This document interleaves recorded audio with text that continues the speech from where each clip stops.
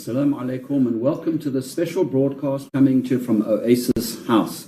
We're going to be talking about the budget this evening. I'm your host, Shafiq Morton, and it's great to be with you. Very quickly, an apology for the slight delay in broadcast, but unfortunately some technical problems down here in Cape Town. But it's all good. Earlier today, Finance Minister Mr. Tito Mboweni spoke to the nation budget address quite obviously. 6 main points came out, some of them dealing with growth, with Eskom, SOEs, SARS, freezing of wages in the public sector, and a few more. But to help us understand some of what happened this afternoon is the Chief Executive Officer of Oasis, Mr. Adam Ebrahim. Adam, assalamu alaikum, welcome. Wa alaikum salam, Shafiq. After last year's budget, I can remember we were talking about something called Ramaphoria, euphoria that we had a new president after some very bleak years. But judging by today's budget speech, it was fairly somber, very serious. Were we too optimistic? Was Ramaphoria too much of a myth? It was never Ramaphoria. We had a new president. We had great long-term hope. We must be very careful to expect miracles in the short term. Mm-hmm. If you look back over the last 12 months, there have been some interesting things. Let's look at the negatives first. Most probably the biggest negative has been the recent event of load shedding. We knew Eskom was a problem, but we didn't anticipate load shedding at this point in time. Not when an economy is growing at the very, very low levels that our economy is growing, and secondly, not after the huge expenditure that has gone into Eskom to build capacity. And so we have to ask the question, and I think government's asking that question, and they may have answered it today. Firstly, does Eskom have the right management? They definitely don't have the right structure. They shouldn't be an Eskom as we stand today. Globally, electricity has transformed, and we can talk about that later. And what it is you need a crisis, and we've had a crisis to get reform. So that's the one. So that's a negative. The other item that has taken a lot of media coverage over the last 12 months or so, in particular the last 6 months, has been all the state capture-related commissions of inquiry. And we've had ministers resign. We've had ministers' names blasted all over the media, ex-presidents blasted all over the media. But I'd just like to talk about what surprises me is how brazen these people have been, how substantial the corruption has been, and how broadly spread the corruption has been. Now, in a strange way, I'm happy because they've left enough breadcrumbs to lead us and lead the prosecutors to having hundreds, if not thousands, of these people prosecuted and indefinitely put in prison. And when they release from prison in the year 2076, at least, they should be sent to a place like Orania, and they should all gather there, And so if you look at what's happened with Moosa, I mean, this is crazy. If it is true that the Watsons are so instrumental in corrupting so many people for so long in such a substantial way, these guys have to be put away promptly. They've got to be put away for a very long time. And then when you look at the private sector, we've had now more than a year post the uncovering of the Steinhoff saga. Mm-hmm. Yet we have had no private sector people put in prison. The Marcus Eusters are still enjoying the fantastic life. They still enjoy sailing his yacht. Still enjoying the spoils of their theft. Mm-hmm. And, if you then look at the Resilient Group, a large property, 100 billion rand wiped off the value of workers in this country, those directors who plundered, who falsely accounted, they should be behind bars. So I'm actually in a strange way I'm not negative. And then we'll talk about the economy in a minute. So the domestic side of the economy is having a tough time. But the global side of our economy is starting to perk up very nicely. Now, if you look at the situation, growth figures are a little bit down at what we thought. Now, how does this play out in terms of tax collections? Because interesting discourse is coming out on this question. So let's talk about growth first. So when you've had plunder like we've had, and when you stop plunder, you actually stop a source of incorrect source of growth. So you stop all those people buying those fantastic Gucci bags paid out of corruption. Okay, so that's a source of growth that disappeared. When Eskom runs out of capital and is not able to maintain and spend on capital equipment, that is another source of growth that disappears. But that's bad growth. Okay, what we really need is the reforms that we're talking about to kick in, and a lot of this will take 2, 3, 4 years before we see the true momentum. Before the Eskom load shedding, we were starting to get really bullish. We were thinking that maybe we would be heading to 2% this year. We're now talking about 1.5% this year. And if Eskom's really issue, we may even be talking about 1% this year. And it's really an Eskom. South Africa is Eskom. And we better sort Eskom out. We don't have a minute to spare to sort Eskom out.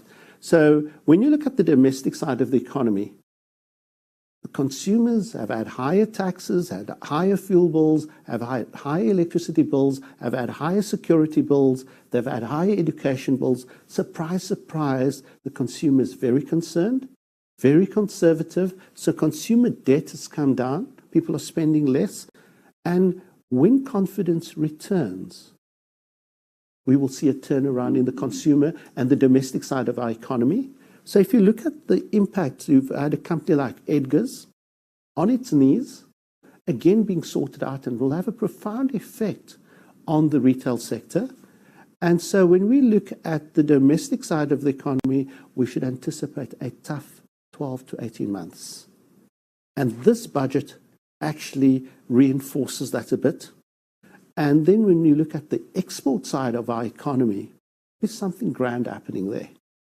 And those things are outside our control. And as a result of the great bounty the Almighty has bestowed on this country, we have platinum and palladium and rhodium. We most probably the only country that with substantial resources. Just recently, the palladium price reached an all-time high. That means our platinum mines are doing wonderfully. Mr. Trump, in his eternal wisdom, thumped the head of the Federal Reserve chairperson who said interest rates would not be moving up any longer. That has meant the pressure of rising interest rates and the absorption of liquidity out of the system, that's been taken away. So in a strange way, I never thought I would say maybe thank you to Trump, but that's a short-term benefit, long-term pain.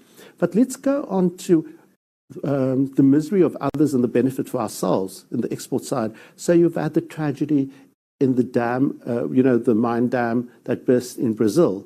It's pushed up iron ore prices very dramatically. Manganese prices are doing wonderfully. So our export side, a lot of it, all of it, outside of our control, thankfully. And so that export side will drive this economy and ensure that we don't go into a recession if Eskom hits. And then I've always said we've got wonderful entrepreneurs, hardworking people throughout our economy that will ensure that these thieves, no matter how hard they try, will never pull us down. And just very quickly, it does seem as if some concrete steps have been taken to pull Eskom right, the so-called unbundling, and in the budget, 23 billion rand a year being given to Eskom to pull itself out of the hole. So I think the most important thing is everybody was expecting government to start taking on Eskom's debt on its own balance sheet. Government didn't do that. Now, that's a good sign. Initially, markets sold off a little bit. Bond markets sold off, the rand sold off. And then they realized maybe that's better than giving them the money. Starving a thief or starving the incompetent is the best way of dealing with them. Okay, giving them more cookies to steal and being competent with is crazy. So not giving them the 100 or 200 billion of debt wipeout, so giving them 23 billion a year under certain conditions to keep themselves afloat.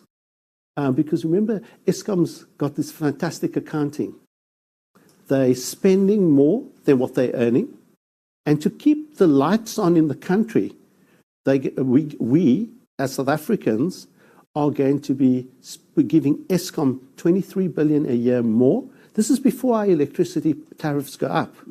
So when you look at the whole budget, cuts, and we'll talk about that later, in other areas, all going to fund Eskom. Now, Eskom, we've spoken about restructuring. You know, massive big coal-powered or nuclear-powered power stations are a relic of the past, the distant past. And for the first time, we're hearing government embracing renewable energy. Now, renewable energy is becoming increasingly competitive. It's much cheaper than these monsters. You're able to deliver it closer to the consumer, and therefore the massive infrastructure and wastage will decline. So what we should expect, there's a chief reorganization officer being put. Let's see what he does, but it means that Eskom no longer is able to do what they want to independently, and we would just have to foot the bill.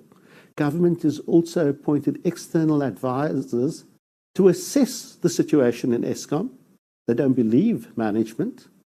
And what we should expect is a generation company long term, which competes with many other generation companies, mainly focused on renewables. And then, you know, are there many companies who produce biomass that's been prevented from being turned into electricity? If you've got solar power in your home and you've got excess power, it's so inefficient. We should be able to pump it back into the grid and not be penalized. Hopefully, the rules and regulations will allow us to pump the excess power back in the grid, and so that we benefit from our investment. So the generation company, which is really where the problem is, will have competition. There will be better management through competition. And the old, I don't believe in 10 years' time we'll be talking about an Eskom. I think Eskom would be as a relic as the donkey car and the horse and cart that was used as transport, and the motor vehicle and the jet replaced it. And renewables are the motor vehicle and the jet. And we liberated South Africa from apartheid. We need to stand up and liberate South Africa from Eskom and those who are corrupt. Just very, very quickly, your impression generally of Minister Tito Mbowene's budget speech. He brought a cactus to Parliament.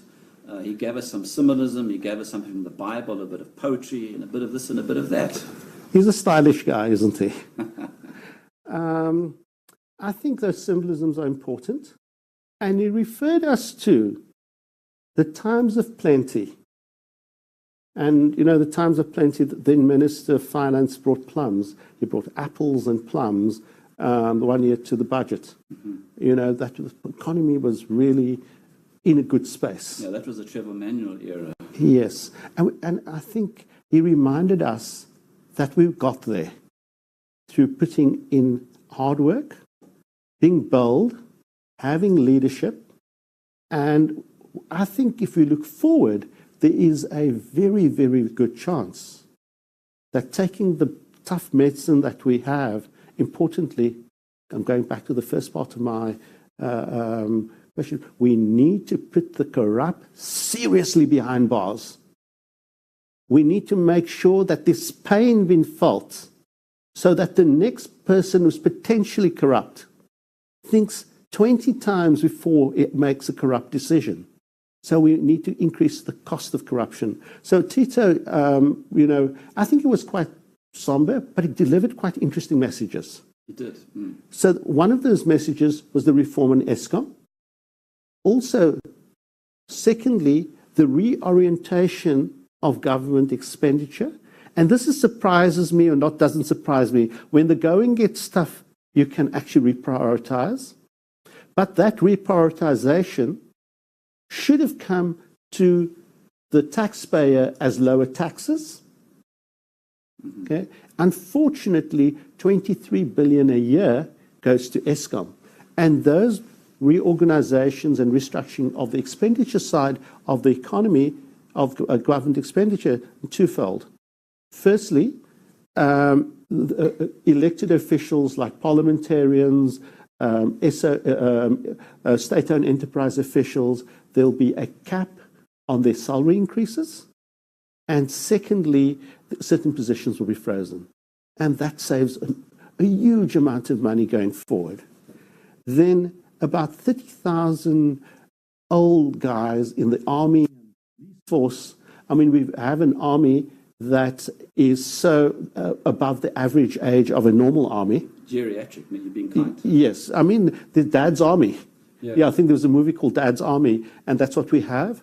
Can you imagine, and throughout, this is just the beginning, by offering not early retirement, these guys should have retired 15 years ago, offering retirement packages to these people, taking them out of the civil service, taking them out of government and governmental organizations like the Defense Force.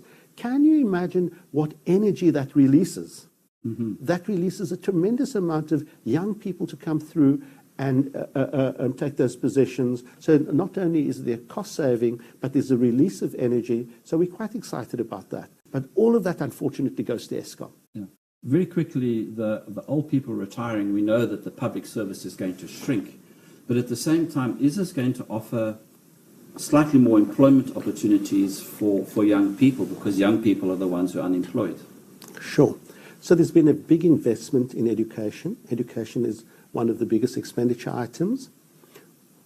What we need to provide the education, we need to provide the environment, but we need the mentorship, and we need the growth and the technical skills. So we've been speaking about the visas for bringing in international talent into the country to assist us in growing the economy, to assist us in ensuring that we have the environment for the young people to prosper and to be mentored. We're not seeing that being delivered. So yes, it's important for us to create employment for the youth, and because they're the future. But for that, we need to create this environment.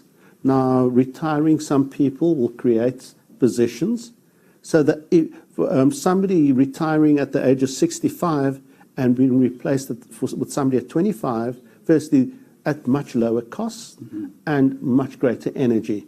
But we need that, the environment. And I've heard figures with the minister. He said 16 billion will be the initial cost of all of this, but long term, the gain is 20 billion. So pain and then there's gain. Yes, obviously, once you start, you know, there's the cost of reducing, and you know, bringing people into the education system. But a more educated, a more skilled, a more mentored a population means that we're able to grow faster. I'm still of the opinion, with the right decisions that we make, and today was a continuation from last year's SONA to the medium-term budget, to this year's SONA, to this year's budget. It's a continuation in a long-term, 4 or 5 year recovery program to get this economy, to get this country back on its feet, on the solid foundation so that we return to the 3 to 5 to 7% growth that we potentially could have. God, Allah has given us that wonderful endowment of natural resources, commodities, a great coast, great people. We need the leadership and we need the accountability to ensure we create the framework that all of us can prosper. Put the Watsons in prison. That's the story. Put the corrupt in prison and keep them there for a long time. Yeah, they look good in orange. Yes. And in our final 2 minutes, there's something that is on your mind. It's almost like a footnote to what we're discussing.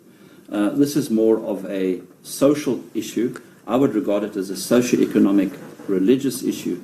Just quickly tell us about it. There's something important in Cape Town. At a time when we're talking about focusing on growth, pulling together, every morning I have the barakah of waking up for Fajr and then listening to the adhan around. It's such a beautiful, melodious, it's the sound of unity, it's the sound of peace. And for 2 or 3 people in Cape Town, there's a drive by the city officials to silence the adhan. We as Muslims, we as South Africans, we should unite, because is it the silence of the adhan today and the silencing of the church bell tomorrow? It's the same thing. We have to stand up, we have to rise and say, no, this will never happen. We will not allow you to silence us. The apartheid regime never silenced us. And a Cape Town City Council may be doing worse than what the apartheid regime is doing.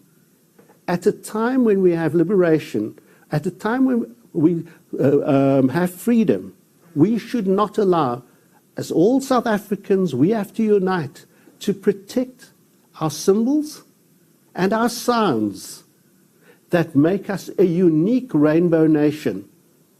Our founding father, Nelson Mandela, spoke about the rainbow nation. Are we going to allow the Cape Town City Council and its party that runs it to destroy the rainbow nation? I appeal to all South Africans to stand up and ensure that the adhan and the church bell is heard from today and forever in this beautiful country. And welcome to the second half, special live broadcast coming to you from Oasis House in Cape Town. Once again, we apologize for the delay in transmission due to some technical problems in Cape Town. This evening on this special edition of the Oasis Focus and Finance Show, we're having a look at the budget delivered earlier today in Parliament by Finance Minister Mr. Tito Mboweni. Joining us for the second half of the show are Michael Swingler and Moosa Akoodie from Oasis. Gentlemen, Assalamu alaikum, good evening. Good evening, Shafiq. Now, Michael, you can start. We've seen projections in the medium-term budget speech have not been met in terms of revenue collection. So how do we understand this particular question? Weaker revenue collection due to a weaker economy, or is it due to corruption, Eskom, where? Shafiq, I think a weaker economy clearly played a role. So if companies are making less profits, if consumers are buying less goods, so less profits, then there'll be less company taxes. If the consumers are buying less goods, there will be a lower level of VAT revenue. So lower economic activity impacts revenue. But there was another reason here highlighted by the minister, and that is that there were higher VAT refunds during this period. And part of that is because last year there was some holdback by SARS in terms of VAT refunds. Now, that higher level of VAT refunds meant that in this period the revenue was lower, but we must also look at the other side of the coin. Now that the VAT refunds are coming through, especially for the small and medium enterprises, that's important for their cash flows. So that does have a positive impact. Just looking a little bit ahead into next year, We are expecting stronger economic growth. And we also saw steps today of a more efficient SARS and revenue services itself. So I'm hoping that a stronger economic growth next year and better collection, we would actually see maybe some outperformance in terms of revenue collection versus the current budget that was tabled today. Just very quickly, the minister seemed to be hanging his hat quite heavily on improved collection. So just very quickly, your sort of your take on that, whether you got the same impression that he really was hanging his hat on that one. Yes. Shafiq, I think they know exactly what to do at SARS. The question probably is how quickly they can implement it. The Mr. Mazzotti is certainly appreciating what we're talking about, the cigarette smuggler. Yes. and implement it and put the right teams and the right processes and the right structures in place. So a stronger economy, how does that actually help the fiscus? You know, in simple terms, if the economy strengthens, how does it help us? It sounds like a stupid question, I know, but we do need the answer. At the end of the day, the stronger economy, again, converts to higher profits, more consumers employed, more consumers also paying tax, and more trade and activity, which leads to higher tax revenues for the government. And this is important. We all know that governments made big commitments over the last 6 months, but also today, to restructure and address the problems, especially at the state-owned enterprises. But that requires revenue, additional revenue, to address the restructuring efforts. So that will definitely, at the end of the day, improve the overall government finances, and that will be a solid legacy for us going forward. Just a final sort of footnote. It will be a long process, won't it? This is not short-term that we're talking about here.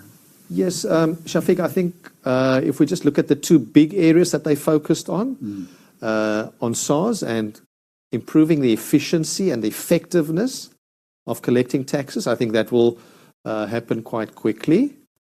Restructuring a very large organization like Eskom is definitely going to take time. Some of the smaller state-owned enterprises, again, I think might be a bit faster. So I think it depends on the aspect that one is looking at. Moosa, let's get to your field of expertise, tax, capital letters. Not much tax relief coming through to the taxpayer in the country, bearing in mind there are only 7 million taxpayers. So what do you make of that? Yeah, look, I think as a starting point we need to appreciate that we are in a tough environment. And as Michael pointed out, with a more stagnant economy, there's less revenue that's collected. So yes, unfortunately, there hasn't been much in the way of tax relief. The good news is that there hasn't been any increase in the tax rates that's applied. And this is essentially on the back of, from 2015, 2016 onwards through to last year, there was increases in personal income tax, DWT, CGT. But what's come through is that the actual tax revenue as a proportion of GDP has actually declined. And that's why this year the focus has been more on the collection side. So what has happened is the tax brackets have essentially remained the same. And this essentially will account for an increase of about 12.8 billion rand in tax revenue. Simply, if there isn't an adjustment on the tax brackets to account for inflation, and your salary increases by inflation, it is a bigger tax burden on you as the taxpayer. There is some relief for lower income households. The rebates have been increased by about 1.1%. And this increases the tax-free threshold from 71,850 to 79,000. And then other relief does come through in the form of the expansion of the zero-rated or the list of zero-rated VAT products. So effective 1 April white bread flour and cake flour will also be zero rated, which obviously would then provide some relief. So in essence, there were not very many tax changes. Could we safely say that? Although, I mean, what you've already mentioned are quite subtle but quite strategic in a sense. Yeah, look, from a revenue perspective, keeping the tax brackets static, that accounts for most of the additional revenue, as I mentioned earlier, about 12.8 billion. There are other tax increases. So at the fuel pump, you're going to end up paying more come 1 April. Between April and June, a litre of petrol is going to cost you 29 cents more. A litre of diesel is going to cost you 30 cents more. That's made up of 15 cents rather on the fuel levy, 5 cents on the RAF levy, and then the introduction of the carbon tax, which is at 9 cents for petrol and 10 cents for diesel. So you're going to be paying a bit more on fuel. The interesting thing about the fuel levy, if you look at the figures, the fuel levy is, I think, in the bracket of the top 5 so-called tax money spinners for the government. That's interesting, isn't it? Yes, definitely. And after these increases are effected, 40% of your price per litre is actually your fuel levy. So it's quite a significant amount. And then on top of that, you have your increase in your sugar taxes, but that's in line with inflation, so it's not to dilute the tax. And then, of course, your sin taxes, which are set to go up by between 7.4% and 9%. Yeah, no more fat cigars for anybody. Yeah. Michael, let's get on to another issue that was dealt with in a little bit more detail by the minister, and that is the issue of wage freezes, reducing the size of the public service, and saying quite openly that at the moment public wage salaries are unsustainable. Yes. Shafiq, a very positive area of the budget, I believe.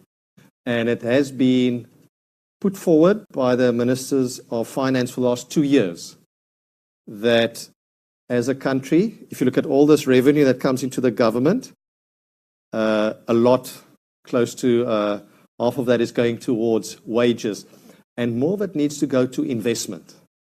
Investment in infrastructure, investment in schools, investment in social, projects. And now we're seeing action. And that's why I'm quite excited. Because the last 2 budgets we've heard the government wage bill is not sustainable. And now we're starting to see action. Altogether, 27 billion rand of savings over the next 3 years. And how are they going to achieve that? There are 3 aspects. The wage freeze, as you've mentioned. And this is at the senior level.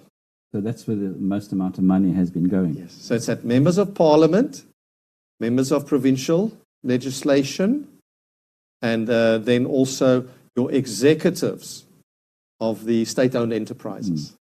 That sends a very strong message, and it's at the right level that it's addressed. Then secondly, limiting overtime and bonus payments and managing that a lot tighter. And then lastly, early retirement. So if you put those 3 together, that 27 billion rand is a significant number.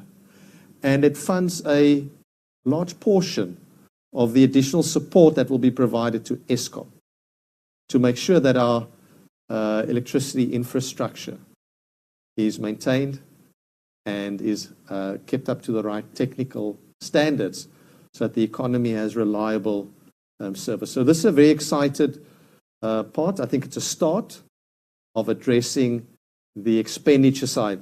Moosa's spoken about the revenue side, where there's very little scope to tax and increase taxes significantly, even over the next couple of years. There's got to be a lot of effort on the expenditure side, and this is a good start. If you look at people retiring early, is this a good thing for the economy in the sense that these people from the public service are not retiring without a pension? They're not going to be a burden on the state. Could that, in an indirect sense, encourage a slight regeneration of the economy because these people are going to be spending in a sense? Very good point. I think, firstly, it's voluntary.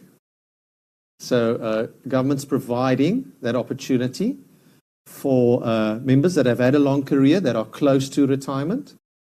And secondly, you make a very good point there that they could contribute to the economy, but they could also move into other areas of the economy. SMMEs. Exactly. And contribute in another area of the economy. Moosa, do you see this, in a sense, as a positive move for in the tax regimes? Let's say a lot of people who retire early start SMMEs. Surely they're going to become extra taxpayers. Yeah, look, as Michael mentioned earlier, one of the sort of focuses should be on stimulating the economy. So the more people that, SMMEs, if, those are started up, it creates more employment, which then obviously increases your tax base, which provides more revenue. So, yes, definitely a good thing. A logical step. Then, of course, I don't think you can leave any discussion on the budget if we don't look at Eskom in detail, because surely Eskom, it's the engine room of the economy. Very recently, we've been quite hurt by Eskom. Do you think that the right moves are being made in terms of what we're going to be seeing in Eskom and the position called a CRO? I've never heard of that in my life before. Yes. Just tell us more about that little scenario. Shafiq, there are 3 points that I want to make here. Firstly, government is endorsing diversifying the power sources. And they've used all the international examples, are renewable energy, wind and solar in particular, if it's implemented correctly, can actually be cheaper than fossil fuel. The technology has done a lot there. And then thirdly, third point I'll come back to your point on the regulation and implementing an officer within the. But secondly, the restructuring of Eskom and starting with the transmission business. So you've got the generation business, and at the end, the transmission business where you provide the power to the market. If you separate that and you regulate that separately, you can have independent power producers. And there are a lot of the companies that we analyze and speak to that have got surplus power because of their businesses. They generate power and they've got surplus power. But currently, they don't have a mechanism to sell that back.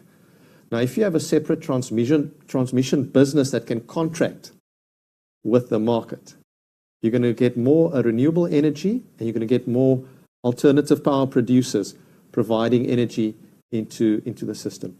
Lastly, government has said, we will actually be appointing somebody inside Eskom to regulate the restructuring, to monitor operational efficiency, and to monitor the workforce efficiency. So we are putting an extra set of eyes in Eskom because we're giving you some additional support. But we need you to restructure. We need to become more competitive, more operationally efficient, and we need your workforce to be more efficient. And therefore, we are appointing this officer, which will be a very senior appointment and powerful person, to monitor that the plan that you're putting in place now is actually implemented. Because a lot of these things are great ideas, but they need to be implemented properly. Just very quickly, do you think that South Africa is going to have to be using a lot of offshore expertise to do a lot of this monitoring? Your CEO, Mr. Ebrahim, made a point earlier in the interview that it's got to the stage where government no longer trusts the management of these SOEs. Yes, and I think, Shafiq, it comes back to if we look at the deployment of skills from government, it comes back to the core there. And my answer is going to be, if the deployment to, we can say to these key positions is done on the basis of skill and merit, then no. Over time, we're not going to need that many external skills, because we all know that South Africa has got an abundance of good quality skills, and people are not afraid to work hard. So if that deployment of skills to the core positions is done on a sound principle of skill and merit, then no.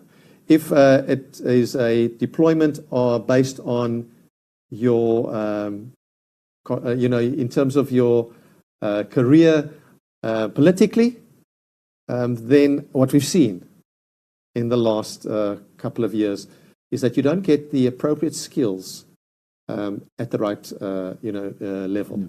Right. Moosa, let's get to questions of language. I've been pestered all day. People have been asking, they're going to unbundle Eskom. Some people say they're going to privatize Eskom. How do we understand these terminologies from a regulatory and legal sense? Because the president has said, no, he's not going to privatize Eskom. Some of the trade unions are saying, yes, he is. So it's getting confusing.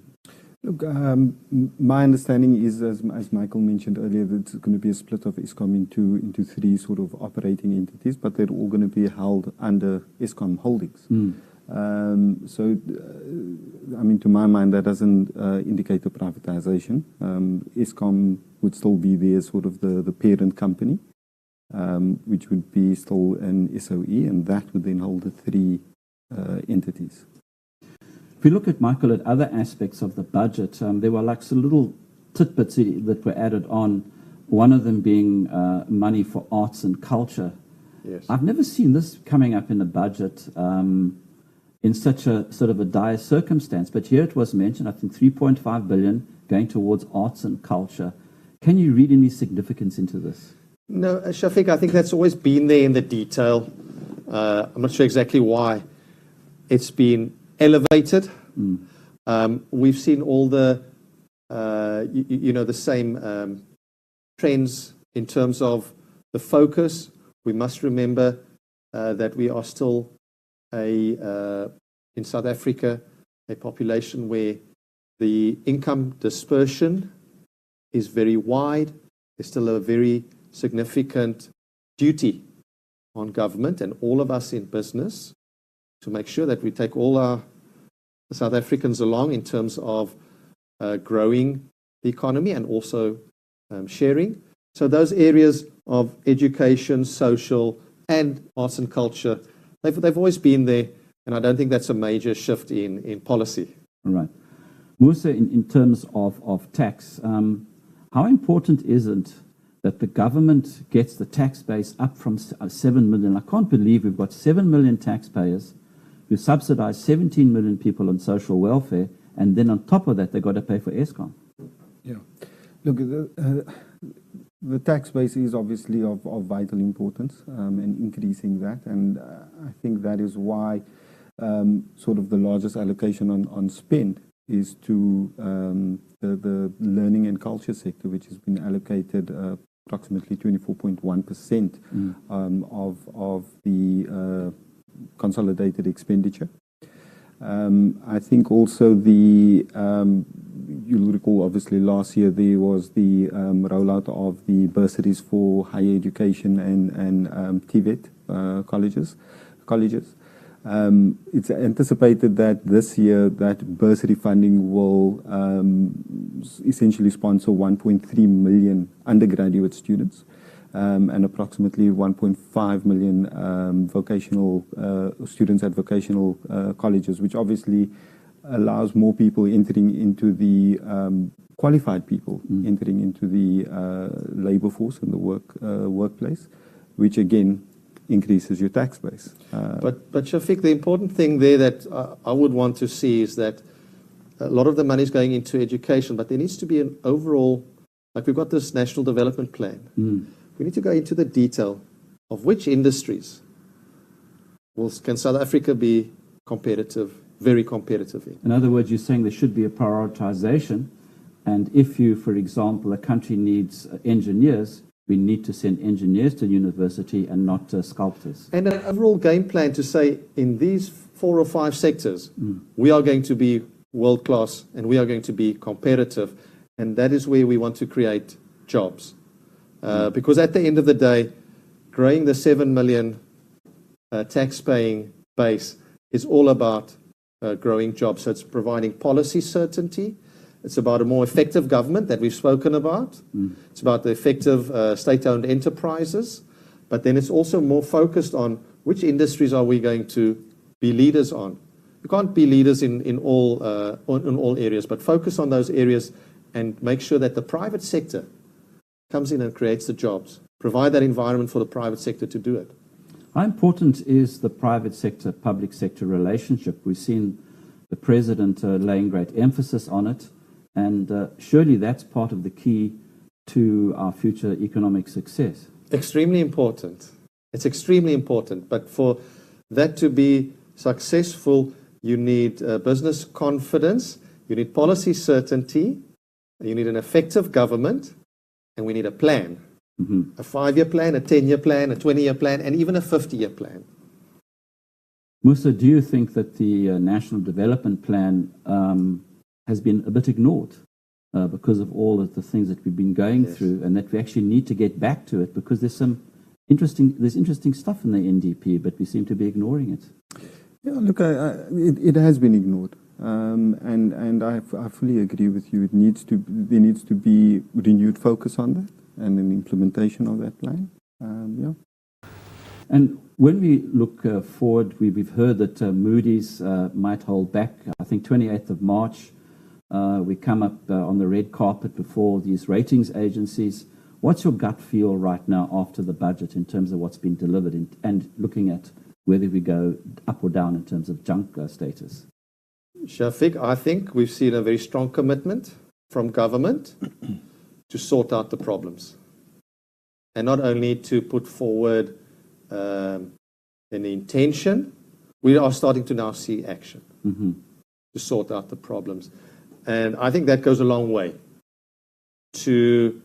And if the action that they are putting on the table, if it's implemented successfully, we are definitely going to see the private sector, not only South African private sector, but globally, investing, creating the jobs, and that's how we will get growth. So as the Minister said, we are now planting the seeds for the future. But that means everybody's got to take a little bit of pain now. Taxpayers, government employees.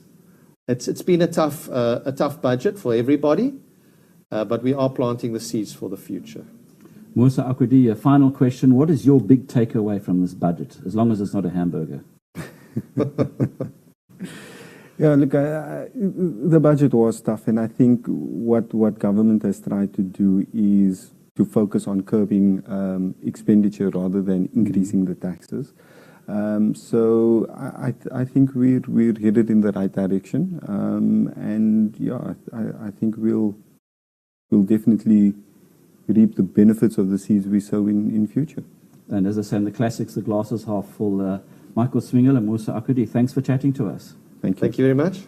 And on that note, it's time to meet and to greet for this very special live broadcast from Oasis House in Cape Town, where we were discussing 2019 budget delivered by Minister Tuta Mboweni in Parliament earlier today. Special thanks to our guests, Mr. Ebrahim, CEO of Oasis, earlier in the show, and Michael Swingler and Moosa Akoodie. Should you wish to contact Oasis, you can dial 0860 100 786 or email info@oasiscrescent.com. Until next time, I'm your host, Shafiq Morton. Assalamu alaikum wa rahmatullah.